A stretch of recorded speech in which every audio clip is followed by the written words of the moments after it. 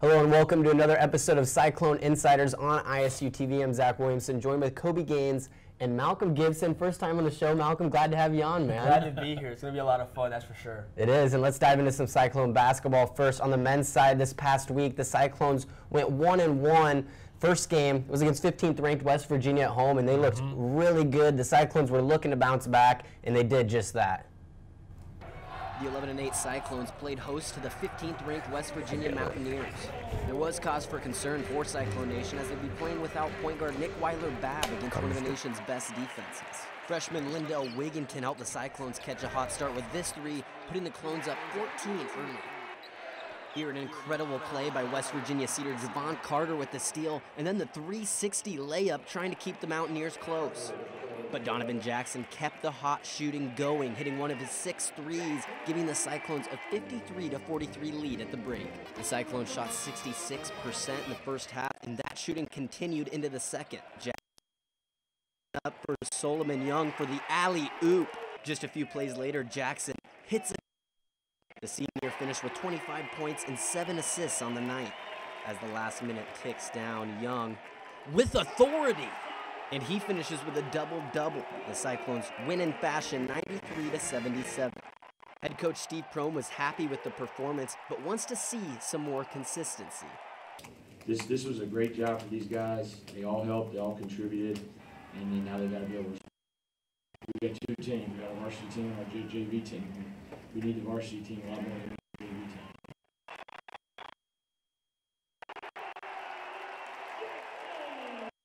So there, Coach Prohm talking about the inconsistencies with this team. You know, his varsity, his JV team. You know, we've seen a lot of the JV team against Baylor in their last game, lost 67-81. The last 7 games have been decided by double digits. They've won 3 of them, but they've lost 4 of them. Right.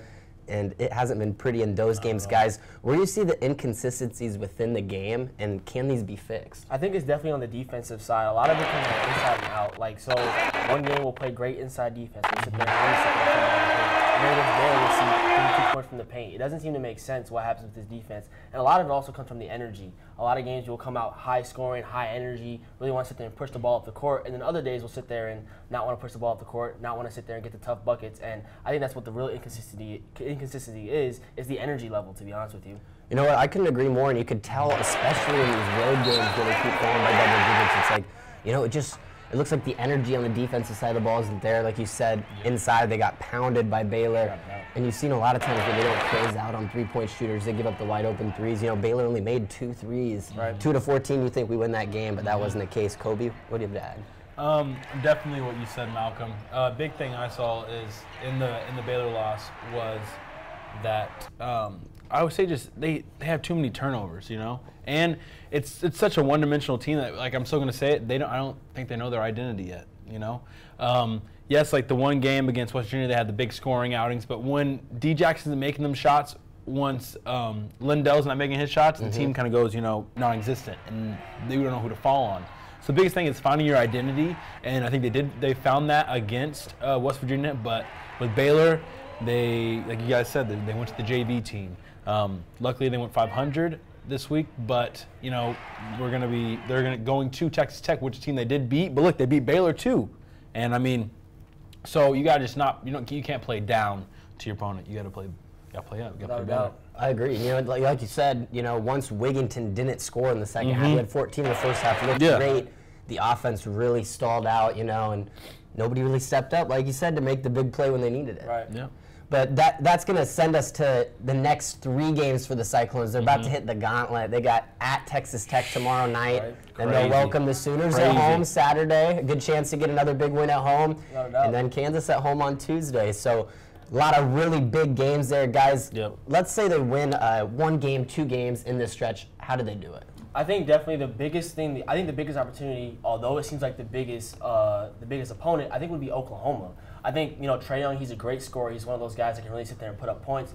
But I think if you come out with high energy against Oklahoma, you really sit there and try and close out and play great defense. I think Iowa State has a great chance to sit there and really shut down not Trae Young, but the people around him. I think the biggest thing that Iowa State has to sit there and look at is that when Trae Young has less than 5 assists or less than 6 assists, Oklahoma really struggles on the offensive side. So if I'm Coach Fromm, I'm thinking, you know what? Let Trae Young have his 30. Let Trae Young have his 40. That's fine. Let it be. But we can't let the other guys sit there and have points, sit there and be able to sit there and beat us, because of the fact that if we're going to have Trae Young beat us, then have Trae Young beat us. But the rest of the team, I think, of Oklahoma isn't as good or even compares to what Iowa State could be as a whole team.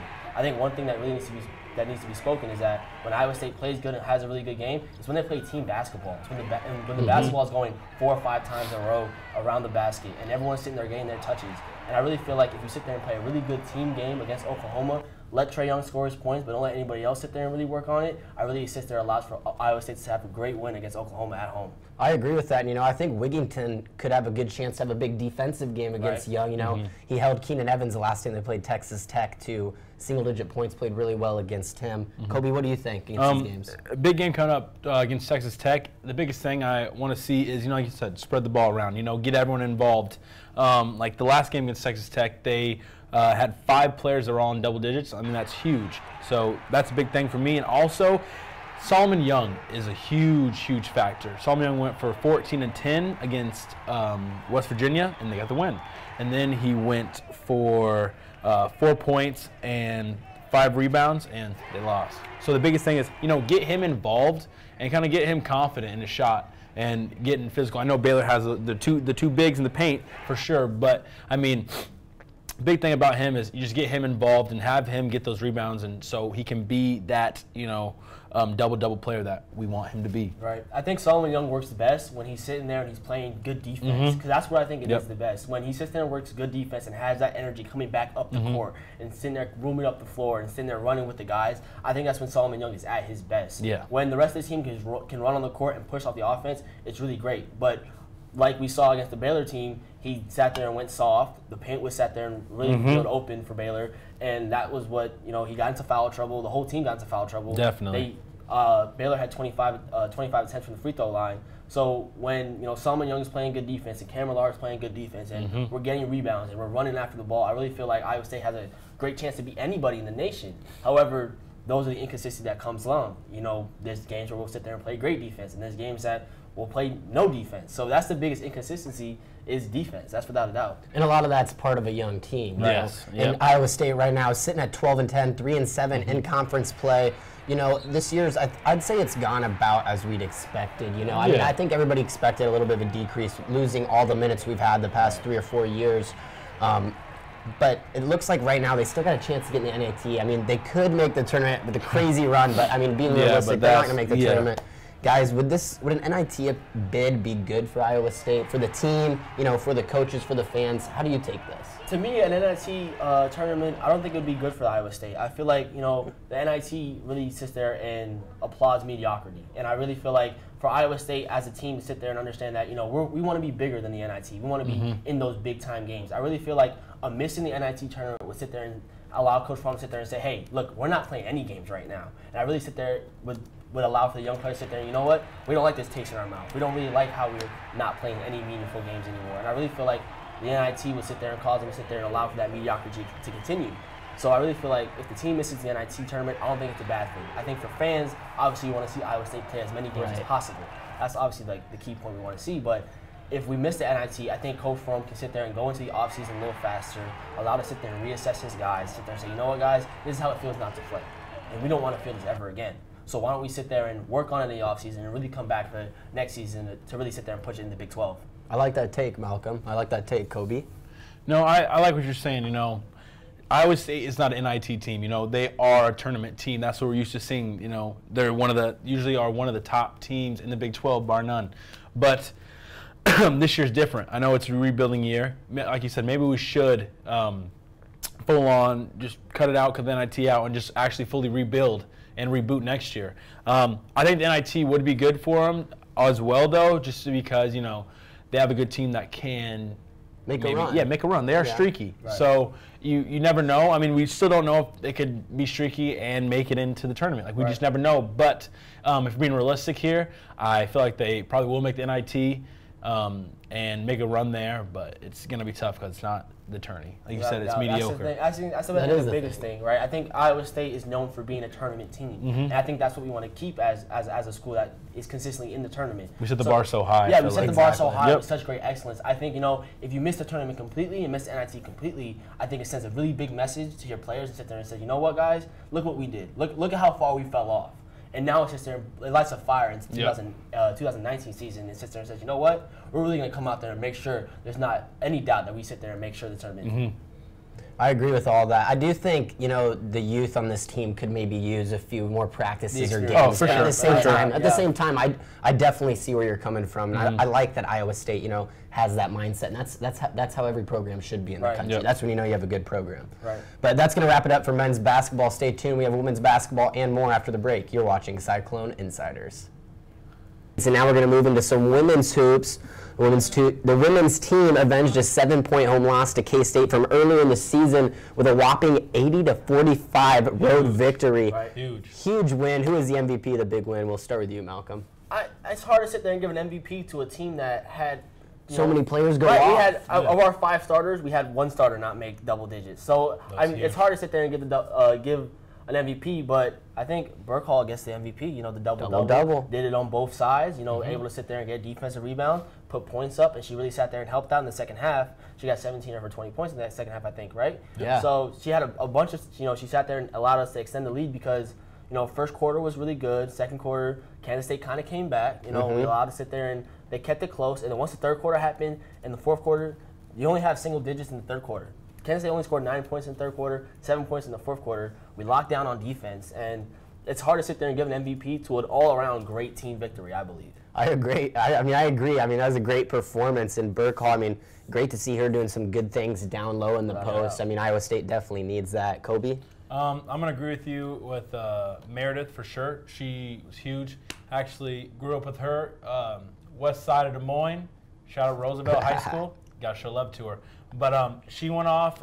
Also, as Adriana went off too when she had 20. And even though Emily didn't get the 9, she also had the 13 assists. Yeah. So she still kind of benefited in a way. So the team the team's huge. That team, the Iowa State team right there, that's what we're expecting to see for the rest of the season. Now they kind of put it on their shoulders because if they can do that for against a solid team like Kansas State, then I feel like they can do it for the rest of the Big 12 too. It's crazy because the men and the women Big 12 are both just full of competition. It's brutal. Full of like you said, like our Iowa State schedule for men and women is just brutal because they're facing so many ranked opponents. No days off. Yeah, man. no days off. So you got to raise the standard, right? So I guess that's how you raise it. I think the biggest thing you said, and look at the women's Big 12, is that Oklahoma State being the 3rd seed, let's talk about in seeds, right? And Iowa State only being second to last. They're only separated by 3.5 games. Yeah. So this women's Big 12 is actually super competitive and allows for, between every game, anybody can win, I really believe. And so I really think the biggest thing is that, we have a great win. Just like the men, consistency needs to be taught. And we have to understand that every time we go out, no matter if we're in Manhattan or in Iowa State or at Oklahoma, no matter what happens, we have to sit there and play the same brand of Iowa State basketball. 100%. And how about and a lot of that is youth, just like the men's team. And once again, Madison Wise has had a great freshman season, 5 for 5 from behind the arc. Wow, what a game, 17 points. Great game there for Wise. And, we started talking a little bit about Oklahoma State there. Lost by 9 to the Cowboys earlier this season in Stillwater. What do you guys think against them this week? It's going to be a really tough game, but Oklahoma State being in the top 25, they're a really good team. But like I said, only 3.5 games behind. It's not as if. No, you're good. Yeah, this is just highlights. It's not as if that we're so far away from Oklahoma State. I really believe that we're really be able to sit there and compete and be able to play really well with them. Kobe? No, I feel like they can improve, off the big game they had last time against Oklahoma State with Bridget going for 39. Went off. Went off. So I'm expecting a lot from them. I think you know, they see that they can do this to Kansas State. You know, why limit themselves? Why not just keep pressing? And then they faced Oklahoma State in Oklahoma State and had a solid game. So I feel like now they're going to be back. I mean, be here in Hilton. Right. That it's going to be even better for them. Without a doubt, the hardest game is the game away. Yeah, from it's Hilton away. Coliseum. Like, so when you know you can sit there and see you can confidently beat this team by 9 points, and you know you're coming into your own gym and you know the rims and you know what's going to happen. I really believe that Iowa State has a huge advantage, and we should be able to sit there and might not be a 9-point or a 10-point victory. I think it'll be a really close game. You know, probably about 6 or 7 points will decide it. So I really believe, you know, Iowa State will win by at least 6 or 7. No, yeah, I wish the men, you know, would kind of get into the girls, you know, routine of winning on the road, because the men are struggling right now with the 0-7 right now. They haven't won a game outside. 0-6 right now on the road, but I mean, it's tough. They got the tough Texas Tech game, and then now, I mean, then you go back, and then you come back here and you face Trae Young, and then Kansas too. So I mean, we got a long road ahead. Without a Hope doubt. they're ready. Well, that's going to move us to wrestling, guys. The Cyclone wrestling team had a pretty good weekend. They faced off against North Dakota State and South Dakota State, defeating North Dakota State 21-20, and then beating South Dakota State 30-15. They will wrestle again against Fresno State at home on Friday at 7. Good things going on with the wrestling team. It's going to be a lot of fun, I think. I think they're really high energy. They bring a lot when it comes to the mat. And I really believe that this team's going to be really good when it comes down to the stretch of the season. I think that the team, you know, they had some rough starts early in the season. I think they're finally starting to get their identity. It's kind of sucks a little bit because you got all the transfers that are happening and the people that are going to leave. So, I mean, the biggest thing with them is they, like I said, have to find their identity. Coach Dresser is an amazing coach, and I feel that, you know, he's going to lead the pack and get Iowa State to be, you know, a top-tier wrestling team, which we're accustomed to seeing. Yeah, Dresser has a lot of really good young talent. You know, once again, another team here in the winter sports that we're talking about with a lot of young talent. Oh, for you know, a lot of exciting things on the horizon for the wrestling team. That's going to move us into gymnastics. The 24th ranked Cyclones swept all 3 teams in their quad meet this past weekend. It was amazing. 9-1 now. Yeah, great. Yeah. I mean, wow. The sky's the limit for this team. I really feel like. I feel like I think this is something that obviously a lot of fans probably didn't see from the beginning, but I really feel like this team is going to be able to sit there and really have a really good push without the season. Oh, definitely. I think one of their true leaders in Haley Young, she's been amazing this year. So I feel like, you know, her and all the rest of the girls can definitely, you know, shake up a few rankings and maybe get into, you know, top, like they're already in top 25, maybe top 20, top 15. So I think they can definitely make moves, and they're, you know, on the right pace of doing it. They're playing they're going to have to go against a great Boise State squad, ranked 14th in the nation. So I really believe that now Iowa State, we get to sit there and really show out on the big stage, you know, how good are we really? I really think that's going to be the best thing to see out this weekend. Yeah, I mean, just overall, this team is so, you know, strong in so many categories, and that's what's really made them so successful this year. And lastly, we're going to move into golf. The women's golf team, 26th in the country. Wow. They placed 6th at the UCF Challenge this afternoon. Oh, lucky them. They got to be in Florida. Yeah, they got to be warm. They avoided the snow. Cold here. Warm, right? Woo! They avoided the snow. There were 7 teams ranked in the top 50 of the most recent poll in the tournament, so good showing there. And New Zealand native freshman Alana Campbell finished 3rd individually. She's actually ranked in the top 400 in the world coming to Iowa State. That's going to be great. That's a great addition. I'm hoping, you know, the women's team and the men's team really, you know, shake up a few things this year, because, I mean, all Iowa State athletics are doing real good right now. Well, let's not forget the Iowa State softball team's going to start up this weekend. Yes. Coastal Carolina. They play in the Kickin' Chicken Classic. All right. Kickin' Chicken Classic. Sounds delicious. Say that 3 times fast. Sounds right? delicious. Right. They start off against St. Francis, which is a really good team. They made the tourney last year, and against Coastal Carolina, which is a really good team. They have a new coach, Jamie Pinkerton, former Iowa State assistant. Went to Montana. Started up that program after 3 years, made the tournament, won the Big Sky Conference. So I really feel like, you know, we have a new coach. It's going to be a lot of fun. I think the sky's the limit for this Iowa State team, without a doubt, because of the fact that we have a great coach, you know, been here before, led the Montana team, which only 3 years in existence as a program. And got into the, that's incredible. Tournament. It's a great story to sit there and see. And I really feel like this upcoming tournament is going to be really good. You know, they start a double header against St. Francis and Coastal Carolina on Saturday.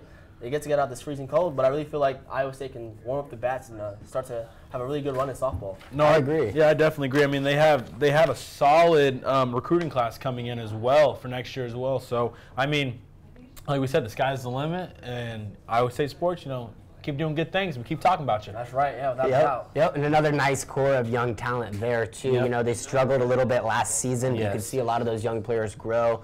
It's exciting times to be an Iowa State fan because there's just so much young talent in every sport. You know, even football, all the new recruits coming in, all the young talent. Signing day tomorrow too. Yes. 18 already recruited, and hopefully we can get this Ohio wide receiver. What's his name? I have it right here.